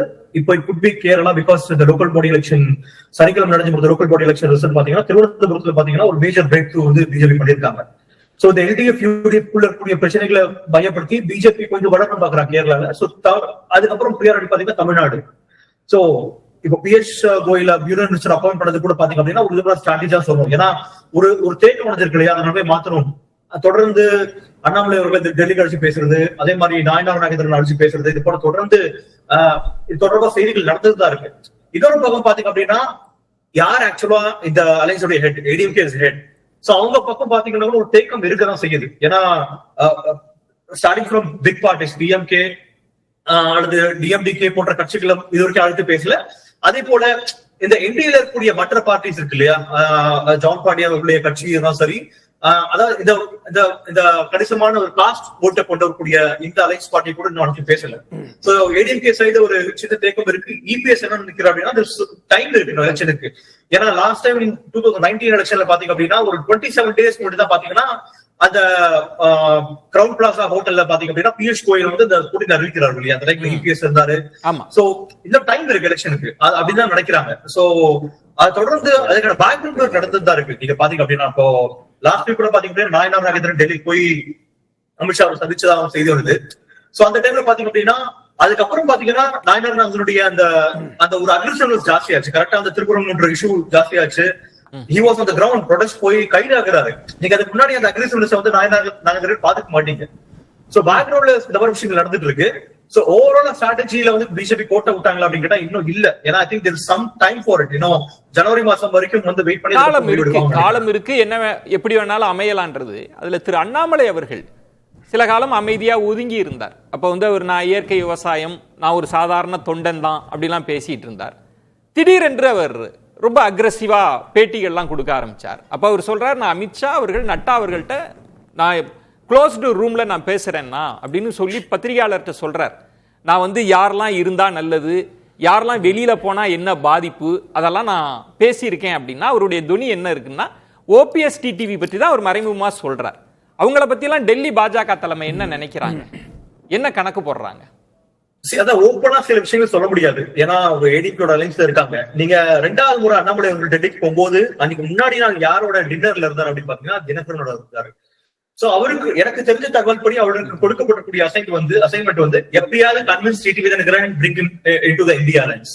ஏன்னா அதுக்கான ஒரு ஓரல் அப்ரூவல் வந்து இபிஎஸ் கொடுத்தா வந்து சில தகவல்கள் இருக்கு. ஏன்னா they can't directly take him into the party but he can be part of NDA அப்படின்ற மாதிரி ஒரு அப்ரூவல் கொடுத்ததா ஒரு தகவல் இருக்கு. ஏன்னா பர்சனலி பாத்தீங்கன்னா ஏடிஎம்கேவோட பிஜேபிக்கு இதுல டிவிடெண்ட்ஸ் அண்ட் கெயின்ஸ் ஜாஸ்தி. ஏன்னா இந்த வாட்டி பாத்தீங்க அப்படின்னா பிஜேபியோட அந்த உத்தேச பட்டியல் கூட லாஸ்ட் டைம் பாத்தீங்கன்னா வெளியே வந்தது. இந்த ஒரு 3 நாள் முன்னாடி ஒரு 65 சீட்டு கூட பட்டியல். அதுல பாத்தீங்கன்னா BJP's entire focus is going to be on the south part, south and பாத்தீங்க அப்படின்னா சென்னை கோயம்புத்தூர்ல இருக்கக்கூடிய சில அர்பன் ஏரியாஸ். ஓகே. சோ சவுத்ல பாத்தீங்க அப்படின்னா உங்களுக்கு கண்டிப்பா அந்த சமூகத்தோட வாக்குகள் தேவைன்ற போது கண்டிப்பா தினகரனுடைய ஆதரவு உங்களுக்கு தேவைப்படும். ஏன்னா 2021 எலெக்ஷன்ல பாத்தீங்கன்னா ஏஎம்பி தனியா நின்று கிட்டத்தட்ட 25 சீட்ல பாத்தீங்க அப்படின்னா அந்த மார்ஜின் வந்து டிஃபரன்ஸா இருந்தது. சோ அதனாலேயே பாத்தீங்கன்னா அந்த கூட்டணி நிறைய இடத்துல தோல்வி அடைஞ்சது கிட்டத்தட்ட 25 சீட்ல. சோ இந்த வாட்டி they don't want to have the chances. அதனால அதுல எனக்கு தினகரன் அந்த ஸ்ட்ராங்காவும் இல்ல. இப்போ நீங்க டெல்லி சஞ்சீவி, இப்ப நீங்க டெல்லி பாஜக தலைமை இந்த வியூக கணக்கு பேசுறதுனால கடந்த 21லேயே எல்லாரும் வெளிப்படையா பேசினாங்க. பாஜக ஆதரவாளர்கள் கூட அமித்ஷா சொல்லி தான் டிடிவியை வந்து இபிஎஸ் அவர்கள் வேண்டான்னு சொல்றாங்க. அதுக்கு பிறகு 20 தொகுதி தங்களுக்கு ஒரு பெரிய டேமேஜ் ஏற்படுத்தியதெல்லாம் கடந்த கால பாடம் இருக்கு. எல்லாருக்கும் விடை காண முடியாத கேள்வின்றது நாங்க பாக்கியம்னு சொல்லியும் ஓபிஎஸ் மோடி அவர்கள் பார்க்காம இருந்தது. டிடிவி நாங்க என்டிஏவில் தான் இருக்கோம்னு சொன்ன பிறகும் அவர் புறக்கணிக்கப்படுறார், வெளியில போறாங்கன்னா அதுக்கு அந்த போர்ஷன்ல என்ன நடந்தது? பாஜக தலைமை அப்ப என்ன யோசிச்சாங்க? அதுக்கு விடை கண்டுபிடிச்சா நம்ம இந்த வியூக கணக்கெல்லாம் விடை கண்டுபிடிச்சிட முடியும். நீங்க என்ன நினைக்கிறீங்க அதை பத்தி? அந்த டைம்ல பாத்தீங்கன்னா பாஜகவோட போக்கஸ் வந்து குறிப்பா ஹைகமாண்டோட போக்கஸ் பாத்தீங்கன்னா பீகார் எலெக்ஷன் தான் இருந்தது. ஏன்னா தமிழ்நாடு எலெக்ஷனுக்கு நேரம் இருக்குன்னு நினைச்சாங்க. அதே டைம்ல பாத்தீங்கன்னா டிடிவி அவருடைய பக்கம் நியாயம் என்னன்னா, ஏன்னா இந்த அலையன்ஸ் அவருக்கு என்னென்ன டிமாண்ட்ஸ் வருமோ இப்பவே ஃபுல்ஃபில் பண்ணிக்கணும். ஏன்னா க்ளோஸ் டு எலெக்ஷன் பாத்தீங்க அப்படின்னா தனித்து விடப்படுறதுக்கான வாய்ப்புகள் இருக்கு. அதனால அவருடைய அந்த டைம்ல இருக்கக்கூடிய டிமாண்ட் என்னன்னா, எனக்கு என்ன வேணுமோ உடனே நான் கேட்டு வாங்கிடணும். லைக் அதனாலதான் பாத்தீங்க அப்படின்னா he was waiting for it. அது நடக்கலன்ற போது இப்போ வந்து இஸ் பிகமிங் ஆங்கிரி. ஏன்னா அவர் தொடர்ந்து சொல்லக்கூடிய ஒரு விஷயம் என்னன்னா, இப்ப கூட ஓப்பனா சொல்றாரு, எடப்பாடி பழனிசாமி சிஎம் கேண்டிடேட்டா இருந்தாரு அப்படின்னா என்டிஏக்கு நாங்க வர மாட்டோம், நாங்க ஆதரவு கொடுக்க மாட்டோம்னு சொல்லிட்டு இன்னொரு ஸ்டேட்மெண்ட் கிளியரா இருக்காரு. சோ அதுக்கான ஒப்புதல் எதிர்பார்த்தாரு. ஏன்னா எடப்பாடி சரியும் சரி இல்ல பாஜக ஒரு கேரண்டி கொடுக்கணும்னு எதிர்பார்த்தாரு. நடக்காதனால இப்ப அவரோட ஸ்டாண்ட் மாறிடுச்சு. ஓகே, அந்த இடத்துல அவங்க பீகாரை ஃபோக்கஸ் பண்ணாங்கன்னு. ஷாம், இதுல சஞ்சீவி சொன்னதுல இந்த உத்தேச பட்டியல், அதை நயினார் நாகேந்திரன் அவர்கள் மறுத்தாலும் கூட அது பேசப்படுது. நிறைய சவுத்தை ஃபோக்கஸ் பண்றாங்க அவங்க. அப்படின்னா அவங்களுக்கு அங்கு ஓபிஎஸ் டிடிவி பற்றி ஒரு கணக்கு இருக்கும் இல்லையா? உத்தேச பட்டியல்னு வந்துட்டாங்கன்னா அப்ப அவங்க என்ன நினைக்கிறாங்க? அதிமுக, ஓபிஎஸ், டிடிவி, இபிஎஸ் இதை எப்படி ஹேண்டில் பண்ணணும்னு நினைக்கிறாங்க? ஷியா, இல்ல சஞ்சீவி சொல்றது வந்து சரிதான். உத்தேச பட்டியல சவுத் ஃபோக்கஸ், கண்டிப்பா டிடிவியும் ஓபிஎஸும் வேணும். ஆனா அவங்களும் அதே சவுத்துல தானே டிக்கெட் எதிர்பார்ப்பாங்க. அடிப்படையிலங்க அண்ணாமலையோட வியூகம் யாருமே இல்லாம, திமுக அதிமுக இல்லாம ஒரு கூட்டணியை கட்டமைச்சு கொண்டு போனா 2029 பெரிய வெற்றியை பெறலாங்கிறதா அவரோட வியூகம். அதை பலமுறை அவர் வெளிப்படையா சொன்னாரு. ஓரளவுக்கு சரியாகவும் வந்துச்சு. 18% ஓட்டு கிட்டத்தட்ட அந்த அணிக்கு கிடைச்சது. அதற்கு பிறகு ஏற்பட்ட மாறுதல்கள்ல முக்கியமான மாறுதல் வந்து பாமக பிளவுபட்டது. இன்னொரு மாறுதல் வந்து விஜயோட பயணங்கள், அதுல அவருக்கு ஏற்படுகிற இளைஞர் ஈர்ப்பு, இதெல்லாம் எவ்வளவு ஓட்டு நமக்கு தெரியாது. ஆனா கண்கூடா சில விஷயங்களை நம்ம பார்க்கிறோம். இந்த நாளைக்கு ஈரோடு, இன்னமும் பல கூட்டங்கள் அவர் வைத்திருப்பார், பிளான் வச்சிருப்பாரு. அப்போ தொடர்ந்து முயற்சி பண்ணது செங்கோட்டையன். அவரை அழைச்செல்லாம் பேசினாங்க. ஆனாலும் பாஜக வந்து உறுதியான முடிவு எதுவுமே எடுக்கல. சோ ஓபிஎஸ் கைவிடப்பட்டவர் பட்டியலில் முதல்ல இடம் பிடிச்சாருன்னா, டிடி 2வது இடம்னா 3வது இடம் செங்கோட்டையன் ஆயிப்போச்சு. அதனாலதான் செங்கோட்டையன் வந்து விஜய் பக்கம் போக வேண்டிய ஒரு நிலை வந்தது. அப்போ இதுல பிராக்டிக்கலா என்ன யதார்த்தம்னா, பிஜேபிக்கு அந்த கூட்டணிக்கு 18% இல்லைங்கிறதா யதார்த்தம். ஏன்னா அதுல வந்து ஓபிஎஸ் ஓட்டு இருக்கு, டிடிவி ஓட்டு இருக்கு, 2 கட்சி வேண்டாத ஓட்டு இருக்கு, அண்ணாமலை ஓட்டு இருக்கு. ஆக இன்றைய தேதிக்கு என்ன இருக்கும் அவங்களுக்கு?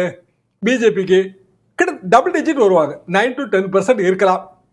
அதிமுகவுக்கு என்ன ஓட்டு இருக்கும் அப்படின்னா, அவங்களுக்கு ஒரு 25% இருக்கும். ரவீந்திரன் சொன்ன அந்த கணக்கு தான். அப்போ ஒட்டுமொத்தத்துல வந்து 30-35 தாண்ட முடியாதுங்கிற நிலைமை இருக்கும்போது 45% உள்ள திமுக அணியை எப்படி வெற்றி கொள்ள போகிறார்கள்? அந்த இடம் தான் அமித்ஷா வந்து இன்னமும் முடிவெடுக்க முடியாம திணறாரு. அதாவது இந்த தேர்தலில் திமுக வீழ்த்த வேண்டும்ங்கிற முயற்சிக்கு அவங்க போயிருக்க கூடாதுங்க. இந்த தேர்தலில் வந்து அவங்க வந்து பிஜேபியை வலிமைப்படுத்தணுங்கிற முயற்சிக்கு போயிருந்தா 2029 கை கொடுத்திருக்கும்.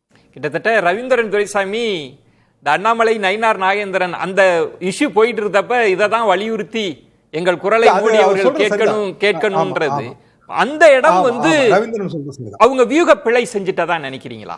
அந்த இடம் வந்து பாஜக அப்படி யோசிச்சிருக்க. ஆனா ஒரு ஆபத்து இருந்தது இல்ல, ஒருவேளை இபிஎஸ் அவர்களும் விஜய் அவர்களும் போனா ஆட்சி மாற்றமே ஏற்படுவதற்கான வாய்ப்பு இருந்ததுன்னா சொல்லப்பட்டது. அப்ப தாங்கள் 3வது இடத்துக்கு போயிருவோன்ற அப்படி ஒரு பயமும் அப்ப இருந்திருக்கலாம் இல்லையா? இல்ல, போனாலும் ஒன்றும் நஷ்டம் இல்லையே. அதாவதுங்க, எடப்பாடியும் விஜயும் சேர்ந்தா அது வெற்றி பெறுங்கிறதுக்கெல்லாம் எந்த உத்தரவாதமும் கிடையாது. ஏன்னா விஜயோட அப்பீல்ங்கிறதே ஃப்ரெஷ்னஸ் தான். அந்த ஃப்ரெஷ்னஸ் அவர் இழக்க அவர் பலவீனம் அடைவாரு.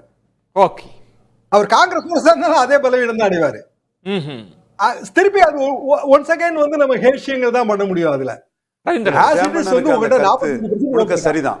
அண்ணா வந்து விஜய் ஃபேக்டரை சொல்லும் போது இப்ப விஜய், மக்கள் திலகம் எம்ஜிஆர், செங்கோட்டையன் மூலமா புரட்சி தலைவர் ஜெயலலிதா அம்மையார் இவங்களெல்லாம் முன்னிறுத்தி அத்திக்கடவு அவிநாசி திட்டத்துல இவங்க புகழ இருட்டடிப்பு செய்து தன்னை முன்னிலைப்படுத்துறாருன்னு எடப்பாடின்னு சொன்ன இடத்துக்குள்ளதான் இன்னைக்கு விஜய் நகர்றாரு. கொங்கு மண்டலத்தில் பெரிய கூட்டம் போடுறாருன்னா அவர் தன் பலத்தை நிரூபிக்கிறதுக்கு செங்கோட்டையன் போன்ற அதிமுக முகங்கள், மக்கள் திலகம் எம்ஜிஆர் இந்த இமேஜ் எடுக்கிறார். இது ஏற்கனவே கேப்டன் விஜயகாந்த் வந்து 2006ஆம் ஆண்டு கருப்பு எம்ஜிஆர் வந்த போது அதிமுக கூட்டணியில் ஜெயலலிதா உயிரோடு இருக்கும் போதே விசிக மதிமுக தொகுதிகளில் 38-43 தொகுதிகளில் அதிமுக வாக்காளர்கள் கூட்டணி கட்சியை காலி பண்ணிக்கிட்டு அவங்க எம்ஜிஆர் புகழ் காக்க அந்த J film city, MGR city இந்த இதுலலாம் அதுக்கு முன்னாடியே உள்ள அந்த இதுல அவங்க விஜயகாந்துக்கு வாக்களிச்சாங்க. இப்பவும் விஜய் செங்கோட்டையன் காம்பினேஷன்ல பாஜக இருக்கிற தொகுதியில் அதிமுக வாக்காளர்கள் வந்து விஜய் தலைமைக்கு வாக்களிக்கிறதுக்கான வாய்ப்புகள், சாத்தியக்கூறுகள் அதிகம். அப்ப ஜெயிக்காது. அப்ப நம்பர் ஆஃப் சீட்டாவது வாங்குவோமே, வின்னபிலிட்டி இல்ல, நம்பர் ஆஃப் சீட்டா வாங்கி அப்படிதான் அந்த முடிவுக்கு எப்போதுமே அரசியல்வாதி ஜெயிக்கணும் தானே கணக்கு போடுவாங்க. ரவீந்திரன் ஜெயிக்கணும், அமித்ஷா வந்து ஜெயிக்கணுங்கிற கணக்கு போடுறதுங்கிறது நியாயம்தான், அதுதான் பண்ணுவாங்க. தினகரனும் ஓபிஎஸும் பிரதமர் மோடியை பார்க்காதது என்ன கணக்குன்னு தெரியலையே, மர்மம் முடிச்சாலா இருக்குது. சடகோபன் இப்படி சொல்லக்கூடாதா? விளக்கம் சொல்ல முடியல, யாருக்கும் விளக்கம் சொல்ல முடியலையே. இப்ப இந்த இடம் இபிஎஸ் அவர்களே நமக்கு போதும், அதுக்கு ரீப்ளேஸ்மெண்டா நம்ம நயினார் நாகேந்திரன் அவர்களை கொண்டு வந்துட்டோம். அது ஒரு விதத்துல சோசியல் இன்ஜினியரிங் தான். இதை வச்சே வெற்றி பெறலாம்னு அது தன்னம்பிக்கையா பார்க்கல. நயினாரை போட்டதுக்கு நாடார்களும் தேவேந்திர வேளாளரும் ஏத்துட்டு போயிட்டாங்கன்னா அதெல்லாம் ஒருத்தர் அவங்க இஷ்டம் போல பேசுற கதை. இவரு ப்ரூவ்டு லீடர்ஸ் ஓபிஎஸும் டிடிவியும் அவங்கள நீக்குறாங்கன்னா அது நஷ்டம் தான். ரமேஷ் சேதுராமன் இப்ப பாஜகவோட 2019 ஒரு அணி இருந்தது, அந்த கட்சிகளை கொண்டு வருவதற்கான வாய்ப்பு. 2024 என்டிஏனே இருந்தாங்க. எடப்பாடி அவர்கள் கூட ஒரு பாயிண்ட்ல என்ன சொன்னாங்கன்னா, நாங்க பாஜகவோட இருக்கோம், பாஜகவோட பல கட்சிகள் இருக்கிறாங்க அப்படின்றப்ப இந்த 2 காலகட்டத்திலும் அமைத்த அணியை அமைக்கிறதுலே பாஜகவுக்கு இப்ப சிக்கல் இருக்கோ? அதுலதான் ஒரு தடுமாற்றம் எதுவும் இருக்கா? இல்ல இல்ல இல்ல, நான் எப்படி பாக்குறேன்னாக்கா, அங்க இருக்கக்கூடிய கட்சிகள் அவங்களுக்குள்ள இருக்கக்கூடிய அந்த உட்கட்சி முரண்கள்ங்கிற விஷயத்தில் தான் நீங்க பார்க்கணும். இப்போ விஜயகாந்த் அப்படிங்கிற ஒரு ஆளுமை இன்னைக்கு கிடையாது. இன்னைக்கு அதனால அவங்களுடைய ஓட் பேஸுங்கிறது என்ன எவ்வளவுங்கிறது மிகப்பெரிய கேள்வி. ஓகே, ரெண்டாவது முக்கியமான விஷயம் பாமகல எப்படி பிளவுபட்டிருக்குங்கிறத பார்க்குறோம். ஆனால் பெருவாரியாக அஃப்கோர்ஸ் திரு அன்புமணி ராமதாஸ் அவர்கள் கிட்ட ஓரளவுக்கு இவங்க நிறைய சப்போர்ட் பேஸுங்கிறது ஓரளவுக்கு, ஏன்னா பிகாஸ் அவருக்கு ஆப்வியஸ்லி கம்பேரிட்டிவ்லி ஏஜ் ஃபேக்டருங்கிறதும் ஓரளவுக்கு இருக்கு. அதை கொண்டு வருவதில் என்ன சிக்கல்? கொண்டு வரதெல்லாம் சிக்கலே கிடையாது. இப்போ நீங்க உள்ளுக்குள்ள கொண்டு வரணும்னா இப்போ பல கேள்விகள் இருக்கு இல்லையா, லீகல் ஆஸ்பெக்ட்ல நீங்க சும்மா நீங்க ஒரு டிசைட் பண்ணிட முடியாது. இப்போ இவங்க என்ன கேட்பாங்கன்னா, நீங்க உள்ள வரத கன்ஃபார்ம் பண்றோம் அப்படின்னாக்க அவங்க என்ன சொல்லுவாங்க, சீட்டை கொடுன்னு சொல்லுவாங்க. சரி எவ்வளவு சீட்டு கொடுக்க போறீங்கன்னு கேட்டா இவங்க என்ன சொல்லுவாங்க, சரி உங்களோட லோக்கல் ஸ்டாண்ட் இன்னைக்கு ஹோல்டு என்ன, முதல்ல நீங்க சின்னம் உங்ககிட்ட இருக்கா-ல இருந்து ஆரம்பிச்சு 1008 கேள்விகள் அங்க வரும். இதே மாதிரி தான் ஒவ்வொரு விவகாரத்திலையும் ஒவ்வொரு இடத்துலையும். இப்போ அதே மாதிரி இப்போ அமமுக இருக்கு அப்படின்னாக்கா அவங்க என்ன சின்னத்துல இது பண்ண போறாங்க, அவங்க என்ன எதிர்பார்க்கறாங்க. ஓகே, கூட்டணியில் பொதுவா எல்லாரும் அக்செப்ட் பண்ணப்பட்ட ஒரு அங்கமா, இல்லைன்னா சொன்ன மாதிரி பாஜகவுக்கு பர்சன்டேஜ் ஆஃப் சீட்ஸ் வாங்கி அதுல இவங்களுக்கு அலோகேட் பண்ண போறாங்களா சப்சீக்வென்ட்லிங்கிற இந்த மாதிரியான பல கேள்விகள்லாம் இருக்கு. ஸோ அப்படி இருக்கிறதுனால இது அதான் சொன்னேன், இதுக்கு அன்பார்ச்சுனேட்லி எல்லாமே இப்போ முடிஞ்சிருக்கணும், முடியல. பட் ஸ்டில் டைம் இருக்கு எல்லாமே பிலீவ் பண்றதுனால இது ஜனவரி மிட் வரைக்கும் இந்த கொஞ்சம் போகும். இப்பவே டிசம்பருக்குள்ளேயே உங்களுக்கு 2-3 விஷயங்கள்ல கிளாரிட்டி கிடைக்கும், குறிப்பா அதிமுக சம்பந்தப்பட்ட விஷயங்கள்ல. என்னுடைய தாழ்மையான கருத்து. நீங்க சொல்ற இடத்துல 2 விஷயம். ரவீந்திரன் துரைசாமி அவர்கள் வெற்றி பெற முடியாது, 2வது இடத்திற்கான ஸ்ட்ராட்டஜியை தான் வகுப்பாங்க அப்படின்றது.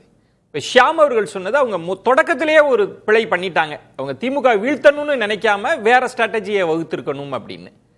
ஆனா இப்போ ரமேஷ் சேதுராமன் சொல்றார், இல்ல ஜனவரியில இந்த அலையன்ஸ் எல்லாம் கொண்டு வரலாம்னா அதுக்கான முயற்சி நடக்குதா? அது ஏன் துரிதமா நடக்கல? ஏன்னா இன்னும் 100 நாள் தான் எலெக்ஷனுக்கு இருக்கு அப்படின்னா அதை சீக்கிரமா செய்ய வேண்டாமா? எப்படி பாக்குறீங்க? என்ன டெல்லி தலைமை யோசிக்குது அந்த இடத்தை?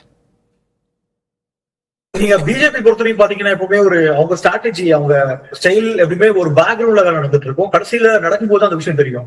பீகார் தேர்தல் போட பாத்தீங்க அப்படின்னா HIM பார்ட்டியோட பேசிட்டு இருந்தாங்க, காங்கிரஸ் பேசிட்டு இருந்தாங்க, RJD பேசிட்டு இருந்தாங்க. காலையில பேசிட்டு இருக்கும்போது பாத்தீங்க அப்படின்னா ஈவினிங் HIM போய் பிஜேபியோட அலைன்ஸ் சேர்ந்துட்டாங்க, NDA அலைன்ஸ் சேர்ந்துட்டாங்க. சோ அவங்களை பொறுத்த வரைக்கும் பாத்தீங்கன்னா இந்த மீடியா நரேட்டிவோ அல்லது வெளியே எக்ஸ்டர்னல் நடக்கக்கூடிய விஷயங்கள் கவலை கிடையாது. அவங்க விஷயத்தை பொறுத்த வரைக்கும் ஃபைனல் அவுட்கம் என்ன, எலெக்ஷன் ரிசல்ட் என்ன. சோ அதை நோக்கிதான் அவங்க போயிட்டு இருக்காங்க நினைக்கிறேன். சோ 2வது விஷயம் பாத்தீங்க அப்படின்னா நான் சொன்ன மாதிரி அவங்க எதுக்கு ஒரு இன்டர்னல் அஃபேர்க்குள்ள நுழைக்கணும்னு பாக்குறாங்க high command. So there still waiting, என்ன நடக்க சொல்லி பார்த்துட்டு இருக்காங்க. ரவீந்திரன் சார் கூட கேட்டார், எதுக்காக ஹைகமாண்டுக்கு கூட உள்ள நுழைச்சி என்ன கன்வின்ஸ் பண்றது தினகரன் OPS சொல்லிட்டு கேட்டாங்க. லாஸ்ட் மந்த் பாத்தீங்க அப்படின்னா தொடக்கத்துல OPS அவர்கள் பார்த்தது பிறகு அவரு யூட்டர்ன், நான் எங்க சொன்ன கட்சி ஆரம்பிப்பேன் சொல்லவே இல்லைன்னு சொல்லிட்டு அவர் யூட்டர்ன் அடிச்சிட்டாரு. சோ OPS உடைய ஃபேக்டர் பொறுத்த வரைக்கும் பார்த்தோம் அப்படின்னா ஓரளவுக்கு ஹீஸ் பார்ட் ஆஃப் NDA ரைட்னு சொல்லலாம். So Dhinakaran is very strong writer. இன்னும் ஒரு டிசிஷன்ல இருந்து ஒரு ஸ்ட்ரிஞ்சென்ட்டா இருக்கிறத தவிர அவர் இன்னும் மாறதுக்கான முயற்சிகள் பின்னாடி நடந்துட்டு இருக்கு. அதனாலதான் பாத்தீங்க அப்படின்னா அண்ணாமலையுடைய தொடர்ந்து 2 விசிட். சோ இந்த மாதிரி விஷயங்கள் எப்படின்னா ஓப்பனா பிஜேபி சைடு சொல்ல மாட்டாங்க. இப்போ மற்ற சைடுல ஓப்பனா சொல்லுவாங்க என்ன நடக்குது அப்படின்னு ஒரு பேட்டி அளிக்கிறது நம்மளா புரிஞ்சுக்கணும்ன்றீங்க. அண்ணாமலை அவர்கள் OPS சந்தித்தது, டிடிவி தினகரன் விருந்துன்றதெல்லாம் நம்மளா புரிஞ்சுக்கணும்னு. ஷாமி இதுல அதுதான் பிஜேபியோட ஸ்டைல். இதுல நுணுக்கமான இடம், இப்ப நம்ம எல்லாமே அமித்ஷா அவர்கள் ஸ்ட்ராட்டஜி கொண்டு வருவதுல பத்தி பேசுறோம். அவங்க என்ன நினைக்கிறாங்க, அந்த கட்சிகளின் விருப்பம் என்னன்றப்ப தினகரன் அவர்கள் சொல்றார், 2 கூட்டணிக்கு தலைமை தாங்குகிற கட்சிகள் எங்களோடு பேச்சுவார்த்தை நடத்துதுன்றார். அதன் பொருள் திமுக தவேக, அப்படிதான் நம்ம பொருள் கொள்ள முடியும். திமுக கார்டை க்ளோஸா வச்சிருக்கிறதுனால இந்த கட்சிகள் கமிட் பண்ண மாட்டாங்களா, பாஜக கிட்ட போய் கமிட் பண்ண மாட்டாங்களா? இதுக்குள்ள திமுகவையும் சேர்த்து தான் நம்ம பேச வேண்டியிருக்கா? திமுக சேர்த்தா ஒவ்வொரு கட்சியும் பொதுவாக வந்துங்க, டினாங்கிற ஃபேக்டர் எப்போதுமே உண்டு. There is no alternative. இப்போ டினா ஃபேக்டர் இப்போ கூட்டணிகளில் இருக்கானா இல்லை. விஜய் வந்ததுனாலேயும் அது ஒரு காரணமா இருக்கும். திமுக இன்னமும் வந்து இன்னும் கூட சில கட்சிகள் வரலாம் அப்படின்னு அப்பப்போ வந்து முதலமைச்சர் சொல்றாரு, அது ஒரு காரணமா இருக்கும். திமுக கூட்டணியில் இடம் வாங்கினா வெற்றி நிச்சயம், ஷூர், அது ஒரு காரணமா இருக்கும். அப்போ பாரதிய ஜனதா முக்குளத்தோர் அனுதாபம் இதெல்லாம் நீங்க கணக்கில் எடுத்தீங்கன்னா, ஓபிஎஸ் டிடிவிக்கு முக்குளத்தோர் ஓட்டு வங்கி எப்படி உருவாச்சுன்னா 2021 சசிகலாமா அரசியலை விட்டு ஒதுங்கினாங்க, வாக்கரசியலை விட்டு. முக்குளத்தோர் எல்லா ஜாதிகள் மாதிரி நிறைய உட்பிரிவுகள் உண்டு, ரவீந்திரனுக்கு ரொம்ப நல்லா தெரியும். அதுல வந்து சேத்தூர்ல இருந்து வள்ளியூர் வரைக்குமான ஒரு பெரும்பகுதி அவங்க செம்பிய மறவர்கள். அவர்கள் எப்போதுமே வந்து சசிகலா ஆதரவாளர்கள் தான். இன்னும் சொல்ல போனா இந்த 10.5ல பெரிய அளவுக்கு அதிருப்தி குரல் எழுப்பியதோ அவர்கள் தான். ராம்நாடுல இருக்கிற உட்பிரிவு வேற, எங்க பக்கம் தஞ்சாவூர்ல இருக்கிற உட்பிரிவு வேற. இதுல இயல்பாக வந்து வெறுமனே முக்குளத்தோர் அனுதாபம் அப்படி நம்ம பார்க்க கூடாது. உட்பிரிவு கணக்கையும் சேர்த்து பார்க்கணும். இதே மாதிரி ஒவ்வொரு கம்யூனிட்டிலையும் அந்த உட்பிரிவுகள் இருக்கும். அப்போ நயினார் முக்குளத்தோரணியை சேர்ந்தவர், முக்குளத்தோரை சேர்ந்தவர், இல்ல உதயகுமார், ராஜன் செல்லப்பா, அதனால மட்டும் அந்த ஓட்டு வங்கி மாறாதுங்க. இந்த நுணுக்கமான விஷயங்கள் அதுல இருக்கு. இது வந்து கண்டிப்பாக வந்து பாரதிய ஜனதாவுக்கு தெரியாம இருக்கிறதுக்கு வழியே கிடையாது. ஏன்னா அவங்களுக்கு நாடு முழுவதும் பெரிய நெட்வொர்க் இருக்கு, அகில இந்திய அளவில் உளவுத்துறை இருக்கு. அப்ப இதை கணக்கில் எடுத்து வைக்கும் போது அவர்களுக்குமே டிடிவி தினகரன் மற்றும் ஓபிஎஸ் அப்படியே உள்ள கொண்டு வரணும், எடப்பாடி அதிருப்திப்படுத்தி உள்ள கொண்டு வரணும் அவங்க நினைக்கல. அப்படி நினைச்சிருந்தா அவங்க எடப்பாடி வற்புறுத்தி இருப்பாங்க, நினைக்கல. ஓஹோ, ரவீந்திரன் துரைசாமி வற்புறுத்தி இருப்பாங்கல்ல. கிட்டத்தட்ட அரசியல்ல மைக்ரோ அளவுல பார்க்கக்கூடிய இடத்துக்கு ஷியாம் இந்த தலைப்பை தள்ளுறாரு. சோ பாஜகவே அந்த இடத்துக்கு நினைக்காம விட்டாங்க. 20% எடப்பாடி தான் முக்கியம்ங்கிறதுல அவங்க முழுமையா நினைக்கிறாங்க. ஏன்னா 29 மையமா வச்சு பார்க்கும்போது அந்த 20 முக்கியங்கிறத அவங்க தெளிவா நினைக்கிறாங்க. ஸோ எடப்பாடி பழனிசாமி முக்கியமான ஆள் தாங்கிறதுல மாறுபட்ட கருத்துக்கு இடம் இல்லை. அதை அக்செப்ட் பண்ணிட்டு தான் அடுத்த கட்டத்தை நம்ம பேசணும். அதே வேளையில் டிடிவியை பொறுத்தளவில் அவர் டிஎம்கே ஆப்ஷனை ப்ரியாரிட்டியா வச்சுக்கிட்டு விஜய் ஆப்ஷனை ஓப்பன் பண்ணி வச்சிருக்கிறாரு. ஓபிஎஸ் பொறுத்தவரை அவரும் டிஎம்கே ஆப்ஷனை ப்ரியாரிட்டியா வச்சுக்கிட்டு என்டி ஆப்ஷன்ல அவர் இருக்கிறாரு. அதே மாதிரி தேமுதிக என்டிஏ ஆப்ஷன் இல்ல, தேமுதிக அதிமுக ஆப்ஷனையும் திமுக ஆப்ஷனையும் வச்சிட்டு இருக்காங்க. ஸோ இந்த 3 பிளேயர்ஸும் 29 நமக்கு எது லாபம், நாளைக்கு எது லாபம்ங்கிற அவங்களுக்கு பாசிட்டிவா தான் போறாங்க. என்ன ஆஃபர் அவங்களுக்கு வருதோ அதுல அவங்களுக்கு எது பெட்டர் ஆஃபரோ எது பெஸ்டோ அதை அக்செப்ட் பண்ணுவாங்க. ஆஃபர் அக்செப்டன்ஸ் தேரியில தான் போகுது. யாரையும் வாழ வைக்கிறதுக்கோ யாரையும் வீழ்த்துறதுக்கோ அவங்க சர்வைவலுக்கு நாளைக்கு என்னன்னு பாக்குறாங்க. ரமேஷ் சேதுராமன், இப்ப நீங்க சொல்ற பாயிண்ட் தான் ரொம்ப முக்கியம். இதுல திமுகவின் முடிவை அறிஞ்சுதான் அமித்ஷா அவர்களோ இந்த கூட்டணி கட்சிகள் டெட்லைன் பிக்ஸ் பண்றது இல்ல. திமுக என்ன சொன்னது அதற்கு பிறகுதான் அவங்க ஒரு அலைன்ஸே பாஜகவால அமைக்க முடியுமோ, அப்படி ஒரு சிக்கல் வந்துருச்சோ? இல்ல இல்ல, அப்படியெல்லாம் கிடையாது. இப்போ சகோதரர் அவர்கள் பேசும்போது ஒரு விஷயம் சொன்னாங்க.